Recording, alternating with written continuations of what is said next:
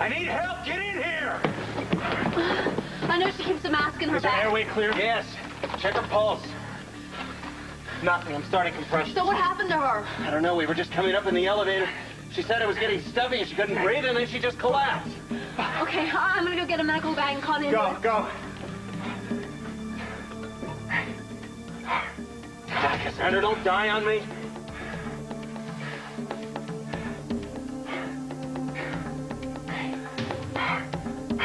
There's really only one person among us who could be the real murderer. Now here she is, Miss Perfect. Where's the phone? It's on the desk. What's going on? I need someone's medical bag. Dr. May is in full rest in the elevator. We can't get a pulse. I'll grab my bag. Go. Frank, I'm on my way. I'm right behind you. You stay here. All right, what happened to her? Did she have some sort of trauma? I don't know. Kevin said she just collapsed in the elevator. Hello? I'm in the ambulance right away. This is Dr. Karen Wexler. I am at 48 Chestnut Avenue, penthouse suite. Yes, I have a woman, mid-30s. She's in full rest. We need someone right away.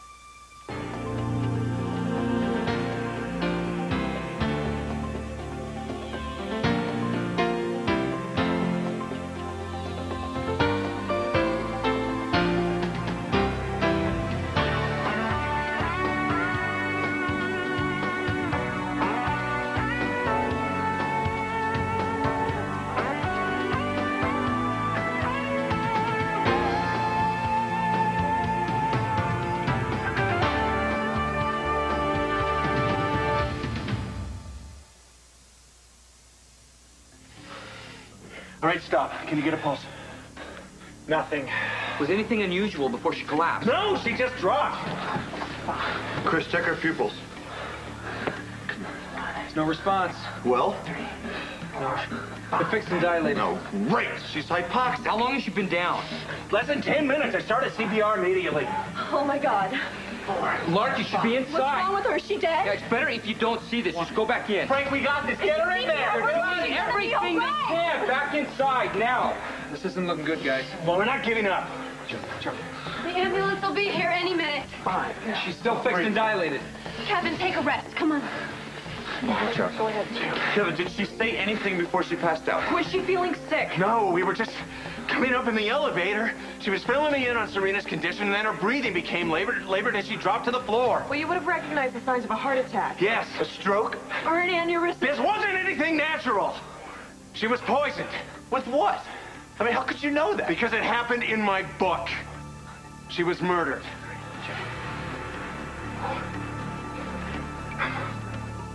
Is she already dead? Her heart stopped beating and she stopped breathing. Now they're doing compressions to try to keep oxygen to her brain. Everybody's dying, Frank. It's just what it's like. 1 second you're fine, the next you're just dead, and nobody can do anything about it. I mean, Jake, and now Dr. May? I'm sorry you had to see this, Lark, but I told you to stay in the apartment. Is it hot in here? No, it's not. No, it's hot in here. You shouldn't be around this stuff. Frank, you're shaking. Are you all right? I'm fine. Just get your stuff so we can split. I don't want you here. Move it!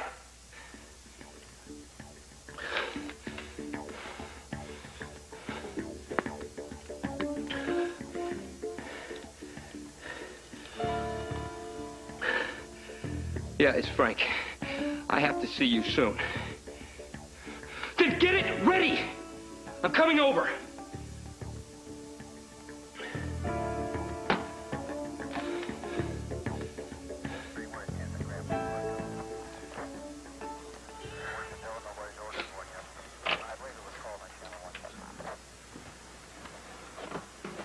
How's it look? She flatlined. We gave her epinephrine and atropine, but it didn't work, so they're gonna have to redose her on the way. It's gonna take an act of God at this point. I'm calling the police. I'm gonna get Lark out of here. This is no place for a kid. Can we at least take the stairs? Yeah, sure, come on. Let's go, guys.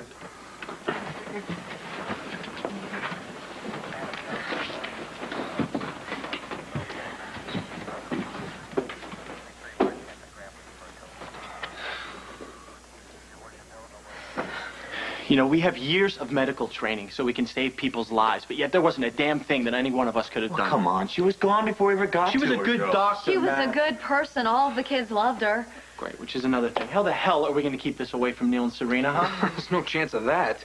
Media will be in a frenzy. You kidding me? Another dead doctor at General Hospital. Wait a minute. Do we think Kevin was right? Could she have been poisoned? She could have had a pre-existing heart condition. Well, did she ever mention anything like that to anyone? Look, you guys, if you hear hoofbeats, you think horses, not zebras. We have no idea if she was murdered. We gave her basic life support. There's nothing more we could have done here. I mean, we wouldn't have done anything differently, even if she had been poisoned. If she had been poisoned? Come on! Kevin is right. Dr. May was murdered. We might as well pull our heads out of the sand. No, she could have died of natural causes. We don't know anything until we get the autopsy report. I agree with Julie. This is a wrongful death. Any one of us can be next. I suggest we start listening to Dr. Collins. For our own good. The police are on their way. Kevin, did she have any pre-existing conditions? Doesn't matter. That's not what killed her. Kevin, she could have died of anything, but she didn't. In general homicide, the character based on Dr. May starts out with car trouble, which she had today. And then she drops dead from cyanide Kevin, poisoning. I just think you might be jumping... This was not a natural death. That woman was murdered. And that makes her the fourth victim of our serial killer. Got it?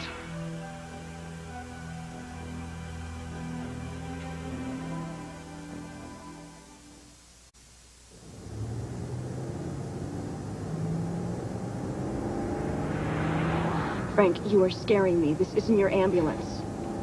Am I driving fast? We should have turned back there. Where are we going? I'm taking a detour. I need to pick up some medication. Didn't you have some earlier today? It wasn't enough. You know, seeing Dr. May dead really freaked me out. Did it do the same to you? Is that what's wrong? I see dead people all the time. Oh, not people you know, Frank. I didn't know her that well. Just turn on the radio or something and let me drive. You know, let's go get a bite to eat or go see a movie. Maybe we could to get our minds off of what happened. My mind isn't on what happened. My mind is on not feeling like I swallowed a handful of cockroaches. Can we just run this errand without comments from the peanut gallery? I'm not interested in your bright ideas. Well, it's clear what you're interested in, Frank. Is it too much to ask for a little support? No, of course not. That's what I'm trying to do, to give you the support you need to kick this. I'll thank you for your concern, but be quiet.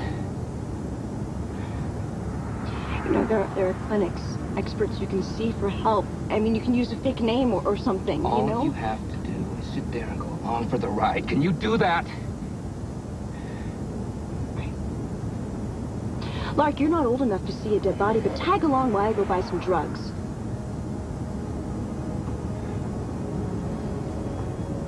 Okay. This is only going to take a minute. Should I close my eyes? Look, we'll be in and we'll be out, and then we'll go get a bite to eat. Sound good?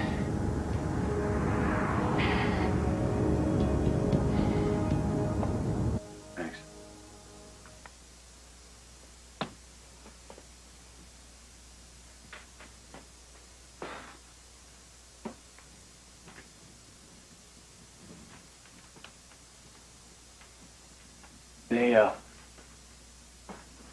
They called the code.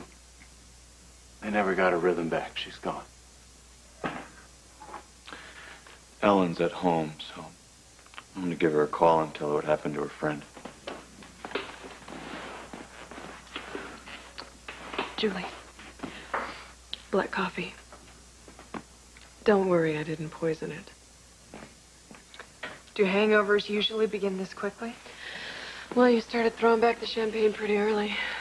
Well, I'm sober now. I didn't even drink before I came to Port Charles.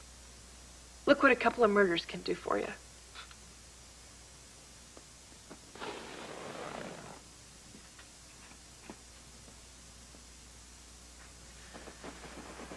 Can I get you anything?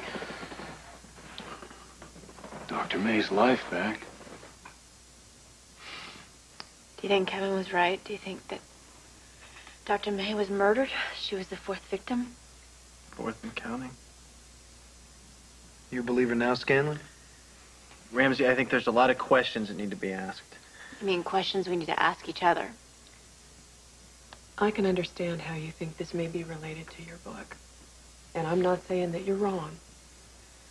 But if I were you, I would not go claiming any knowledge of a possible murder once the cops get here. I may be the only person who has any answers to this mess. Wait For the autopsy report, Kevin. Eve, when was the last time you saw a perfectly healthy 30-something physician suddenly drop dead from natural causes?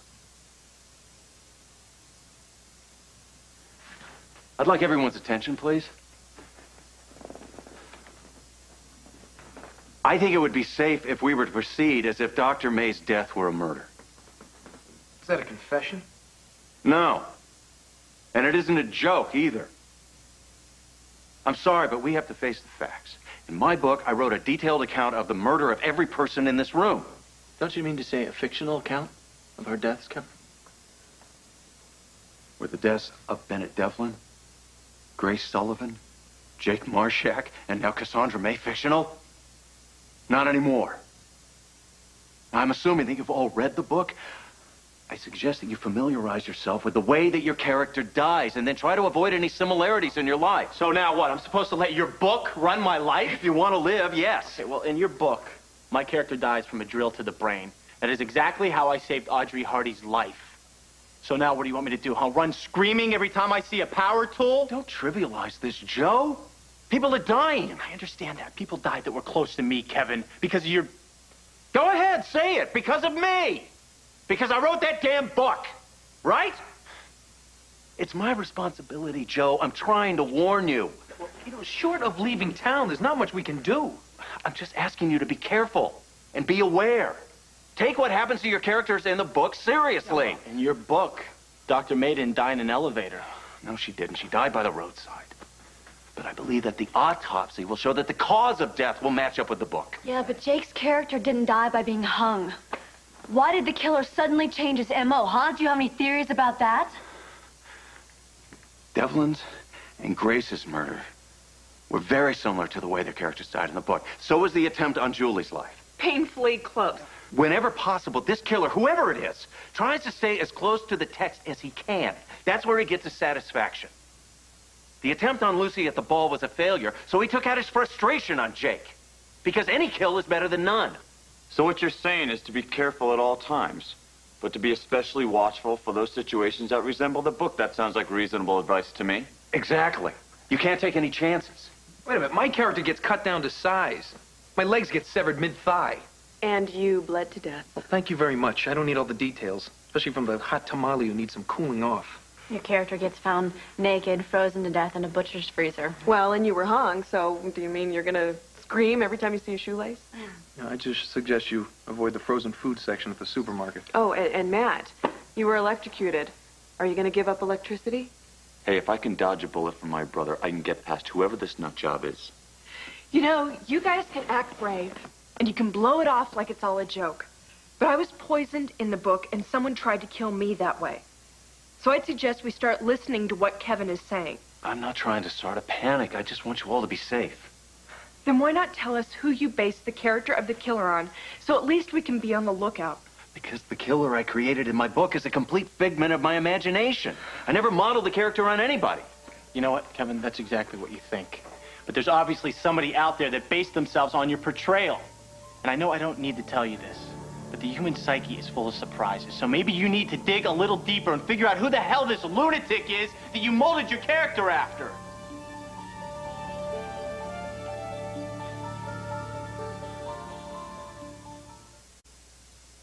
I told my source to meet me here. Where the hell is he? Drug dealers aren't exactly known for keeping their word.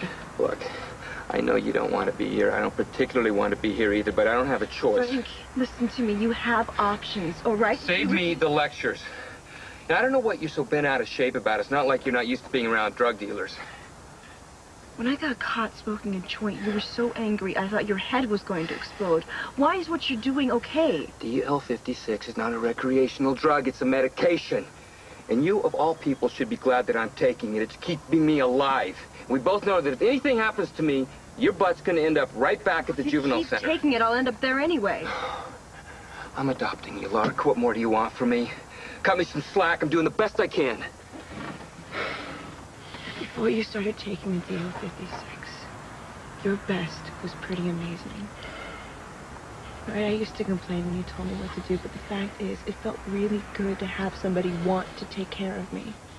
You know, and now you don't give a damn about anything but getting your fix. That is not true. I could be struck by lightning sitting here right now next to you and you wouldn't even notice. Oh, I'd notice because I'd be able to hear myself think for a change. And would you keep your mouth shut? You can't even begin to understand this.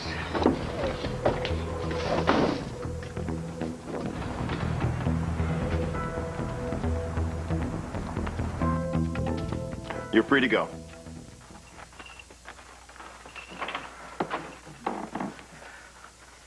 Please take what I've said to heart. Watch yourselves and each other until this case is solved and the killer's locked up. I don't want any of you to wind up like your character in my book. Can I get a lift home? Yeah, I gotta take care of the GH. I'll take you on the way. Come on. It's been a lot of fun, guys. Let's do it again real soon. Minus the possible murder, of course. That's right, Chris. Laugh it up. Act like this is all a joke. Dr. May is dead. Ha, ha, ha. Your heart must be the size of a pea. What are we all turning on each other now? Well, you've got a head start on us in that department, Chris. Joe, you want to help me out? Thank you. Ready? Yep. One more. Go. Go. Hey, Scanlon. I hear there's a sale on power drills down at the hardware store. Suggest you buy them all up. You never know when to quit, do you, Oh, Chris? don't you get it? Dr. May was murdered. We've all been together for hours. That totally blows Julie's theory that one of us is the killer. Well, we don't know how Dr. May died. That's not the question. You should be asking yourself, who was with her when she died? Kevin was with her when she died. But that Oh, doesn't but mean nothing! That Kevin was kneeling over Dr. May's dead body when Joe and Karen found them. Kevin, my twin brother, was a serial killer Collins. You don't have to be a brain surgeon to figure this one out.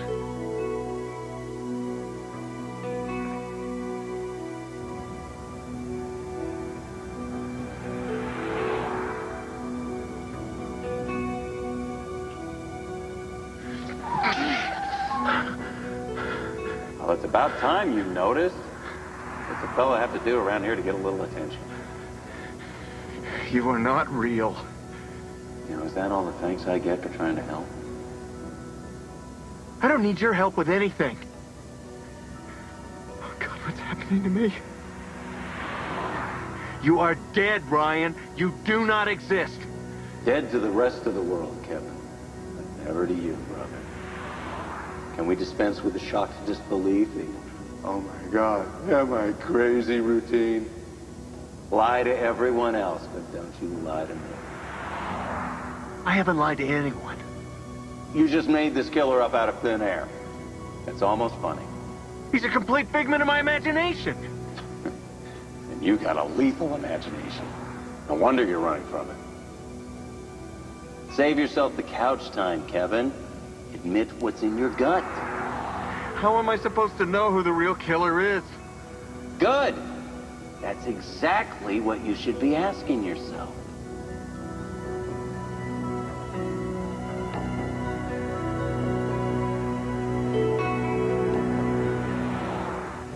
How much do you have for me? I get enough to get you through the night. Listen, you got any marketing ideas for this stuff? I'm telling you, we can make a killing. Are you deaf? I told you before, this is not a drug to mess around with. I use it for a medical condition. Screwing around with it could kill anybody else, especially you. This is the Port Charles PD. Put your hands where we can see them. Oh, damn it! We are busted. Get out! Get down! Right.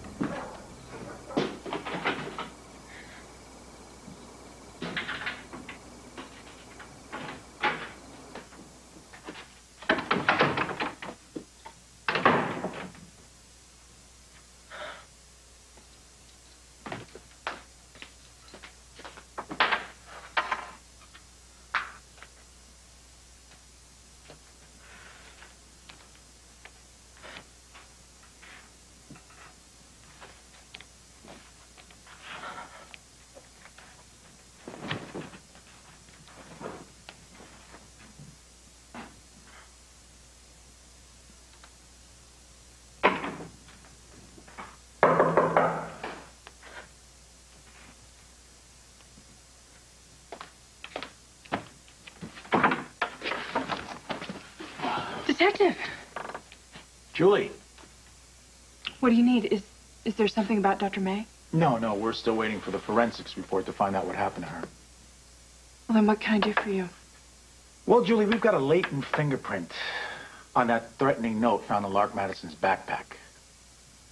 And what does that have to do with me? It was your fingerprint.